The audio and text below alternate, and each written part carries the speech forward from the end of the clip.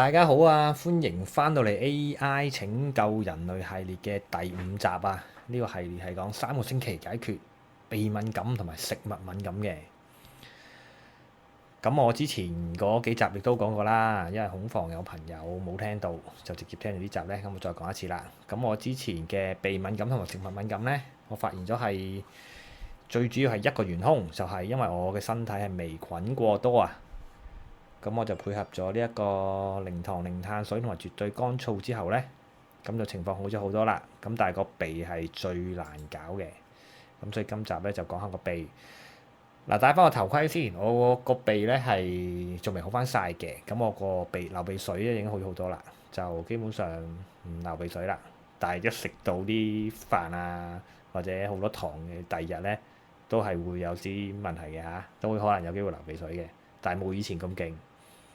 但係我如果係戒晒啲糖同碳水呢，咁我就剩翻鼻塞同埋，但係個鼻塞都冇以前咁嚴重啦，同埋啲白色鼻涕係啦。好，咁我就開始啦。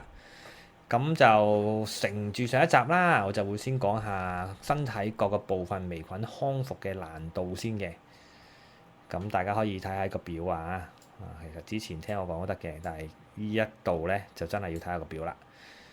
好，咁鼻竇啊，康復難度啊，10級裏面有9級啊，that's why 我仲未搞掂啊。點解呢？因為位置極深，黏膜多，且生物膜牆壁隔極厚喎，極厚添啊 ！Oh my god！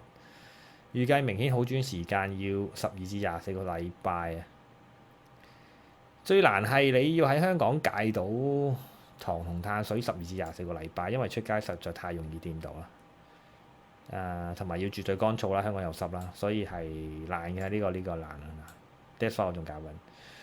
好，跟住耳仔啊、耳咽管，因為其實耳鼻喉連埋噶嘛，咁康復難度8.5級啊，位置極度隱蔽啊，一般藥物及噴霧極難到達啊。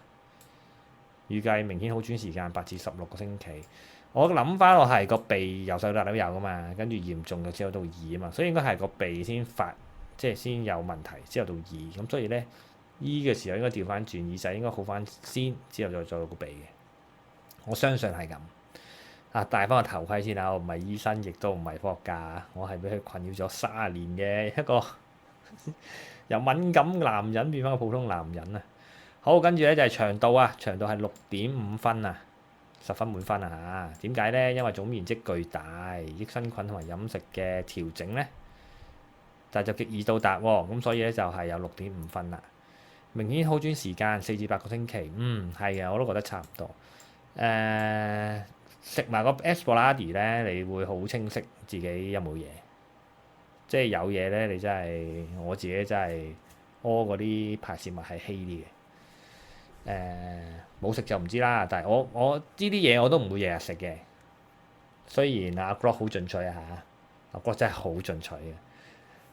即係叫你食好多啦，咁但係我就大家我覺得試下慢慢試先，唔好去到咁盡，係啦。咁總之我而家係冇嘢啦，好翻啦，我食咩都得啦。好，腳啊，香港腳喎，5.5級啊，10級滿分。容易受潮濕影響而復發，但係表皮真菌容易處理，係啊，的確係啊。我4月嗰陣時好潮濕咧，真係有少少復發，但係亦都好快處理咗啦。好，明顯康復時間2至4個星期。講開又講，嗰陣時隻手又係唔知冇啦，出咗好多嘢，唔知係有嘢咬定係咩啦。跟住呢，我都覺得係有啲微菌問題咧，anyway啦。咁我就又搽嘢，又乜嘢都搞唔掂。咁其實最尾呢，我發現原來真係用風筒吹乾，即係首先用番梘清洗乾淨，再用風筒吹乾係最理想嘅。呢啲亦都係一樣啦，又亦都係要。可能你隻腳有問題，你想用番梘洗乾淨，再用風筒吹乾咧，都係好易解決嘅。不過下集我會專講腳嘅，因為腳實在太易搞啦，所以好有信心話俾大家聽。好，跟住皮膚同埋暗瘡喎，5至15級啊，即係10級滿分5級，咁都係因為喺表層啦、新陳代謝同埋排毒速度非常快啦，明顯好轉時間3至7個星期，冇搞過塊面啊我，但係佢而家靚仔咗，唔係講笑。零糖零碳水係有幫助啊，對個面部皮膚。好啦，跟住咧，正確做法同埋致命誤區。好，正確嘅沖鼻步驟咧，水溫一定要控制喺37至40度，避免冷熱刺激。我沖涼嗰陣時會用啲花灑嗰個水嗰度噴咯。好，精準等滲鹽水，即係買嗰啲啦嚇，大家唔好自己溝啊。使用0.9% 濃度嘅生理鹽水，佢話可以自己調或者買現成。我覺得買現成搞掂啦，唔好玩咁多嘢啊。係咯，即係無謂搏啊嘛，係咪先？好，温水沖洗油嚟嘅，沖洗時嘴巴張開，緩慢呼吸，切忌大力擠壓瓶身。可能費事咁大力，佢有咁大個壓力啦。係啦，呢個緊要啊！沖完務必吹乾啊！沖完之後咧，風扇或者冷風吹鼻腔，斷絕潮濕啊！我用風筒吹嘅冷風啦嚇，吹好似哥哥着緊大熱咁啊！嗰晚都發現。好啊，anyway 啦嚇，好常見致命錯誤啊！大力沖洗啊，水壓過大容易將細菌同埋液體推入耳咽道，引致中葉。我有時用咗嗰啲花灑向入噴啊，嗰隻耳仔有問題啦。Oh my god！使用自來水啊，未經消毒嘅自來水可能有變形蟲，威脅腦部安全。我有 filter 嘅，所以我應該都 OK，即係我花灑有 filter 嘅。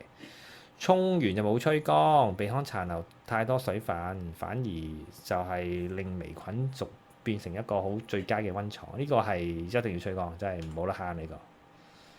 好啦，跟住咧，呢個係我自創嘅方法，大家要務必小心使用啊！因為唔知係得唔得嘅。好啦，咁咧就係一個 Esplady 嘅配方。嗱，呢個係 Grok 係話係得嘅，咁但係張文娜就話唔得，所以都幾棘啊。不過 anyway 分享俾大家聽啦。咁樣咧，呢個係我自己諗嘅，咁啊就係將呢個 Esplady 啦，因為話 Esplady 係拆嗰個生物場啊嘛，咁啊將嗰啲粉末咧就倒落啲生理鹽水度咧溝埋一齊噴。係啦，咁樣咧佢咧就話每日咧就對鼻腔咧就噴4至6次咁樣喎，直接咧將好菌送到呢個微菌嘅堡壘啊。咁我就係目標係即係 break，即係拆開佢埲牆啊嘛。咁啊競爭生理空間，競爭生存空間，sorry 啊，壓制微菌係啦。咁噴完都要即刻吹乾啦嚇，用冷風吹啦，一樣啦嚇。咁升級版咧可以用嗰啲鼠李糖乳桿菌係啦，即係有專殺微菌嗰啲嘢啦。咁啊提升多樣性，我未試過㗎呢個嚇，講明先啦。呢個緊要嘅一個位咧就係我之後再問 Grok 咧，佢話因為其實嗰啲 Esplady 咧1-2日都會死嘅，咁所以其實你每日你都要換嘅呢個。唔好擺得太耐，擺得太耐用咧，可能又話生咗啲菌咁樣喎。係咯，好啦，咁我第二版啦。咁咧，但係咧阿張文娜咧又話唔得喎。張文娜點講咧？睇下。好，醫學界啊，未有家用鼻腔噴霧？問號係啦。雖然科學家咧而家研究緊益生菌對抗慢性鼻竇炎，但係呢個家用嘅口服粉末咧，係完全一回事嚟嘅喎，研究菌種係唔同嘅。實驗室研究用嘅表皮葡萄球菌，英文唔識讀 ，S epidermidis 啊，係啦，等特定嘅細菌，絕非呢一個Esplady 啦。但係佢又唔知點解話 Esplady 係真菌括弧微菌咯，但係佢應該係一個真菌嚟嘅，但係又話唔屬於微菌嘅，之後問。所以都有時問 AI 都要自己再 fact check 嘅，係。好，跟住咧極高純度要求，咁醫學嘅實驗咧使用嘅係完全無雜質、無賦形劑嘅提煉活菌啊。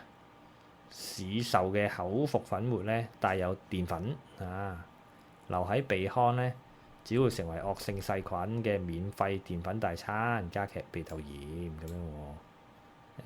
因為你有微菌咧，就亦都會令到個鼻竇發炎啦嚇。可能都係嘅。好啦，咁啊，鼻腔最強最安全嘅復原方法，呢個亦都係阿 Gemini 講嘅，講多次啊。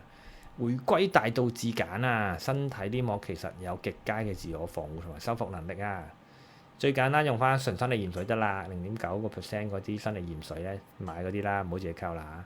其作用係物理性沖走汗污同埋過敏源，而唔係強行改變同埋干涉菌。好，口服才係正確嘅路徑啊！因為 Esperanty 咧，因為腸先係 Esperanty 嘅主場。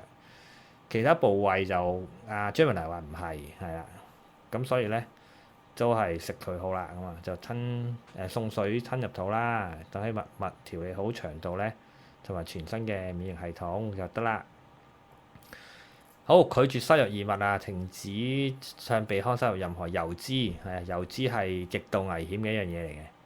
粉末或者食物黏膜會好快會自然修復喎。係啦，Gemini 係咁講。好，咁啊，Gemini再講醫學警告，千萬唔可以將 Esperanty 噴鼻。係啦，將腸胃嘅益生菌酵母咧搬到鼻腔咧，就會變成危險分子喎。鼻腔嘅環境錯配啊，因為 Esperanty 嘅主場咧係缺氧嘅腸道啊，鼻腔有好多氧啊，溫度低啊，同埋黏膜薄啊，咁樣咧，就會俾免疫系統判定為呢個異物侵入啊，引致強烈嘅發炎同埋劇烈嘅紅腫。